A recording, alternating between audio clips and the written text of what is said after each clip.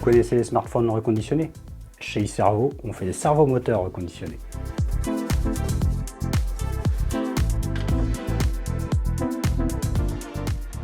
Nous, notre métier, c'est faire de l'économie circulaire et du réemploi dans la maintenance industrielle. On propose donc l'échange standard et de la fourniture de servomoteurs reconditionnés. On est un peu le back market du servomoteur, quoi. Voilà.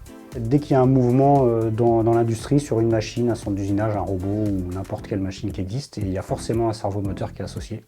Et pour chaque mouvement, il faut au minimum un servomoteur. On a beaucoup de produits, c'est polluant parce que il faut de l'aluminium, il faut du cuivre et surtout il faut des terres rares pour faire les aimants. Alors c'est une estimation, parce qu'on n'a pas encore les chiffres officiels, mais on est autour de 120 kg de CO2 en moins sur un moteur reconditionné par rapport à un moteur neuf. Nous, on les approvisionne chez des entreprises qui sont spécialisées dans le démontage d'usines ou démontage de chaînes. On démonte tous les servomoteurs, on les nettoie.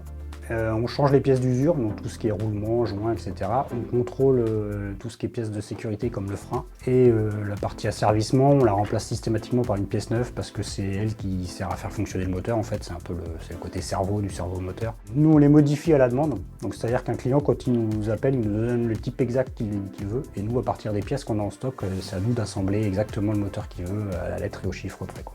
Tout est testé, on se doit d'être fiable au maximum puisqu'on fait 60% du chiffre à l'export, donc on ne peut pas se permettre d'envoyer quelque chose qui n'est pas fonctionnel, quoi. Les clients, c'est toutes les industries, hein, ça va être l'agroalimentaire, pharmaceutique, automobile, aéronautique, plasturgie, papeterie, voilà, toutes les industries. Le futur, c'est on veut rester une petite entreprise à taille humaine, donc on ne dépassera jamais 10 salariés.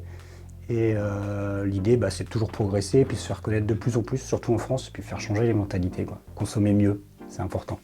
On a aménagé nos locaux avec des containers recyclés, des containers maritimes. Ça nous a permis d'avoir encore un côté réemploi. On est allé plus loin parce que même les faux plafonds pour aménager, c'est du faux plafond de réemploi. Les sols, c'est du PVC recyclé. On réutilise 90% de nos emballages. Quand on ne peut pas les réutiliser, ils sont broyés. Ils nous servent à caler les moteurs dans les cartons. Puis quand on fait de l'échange standard, on envoie ça dans les caisses en bois.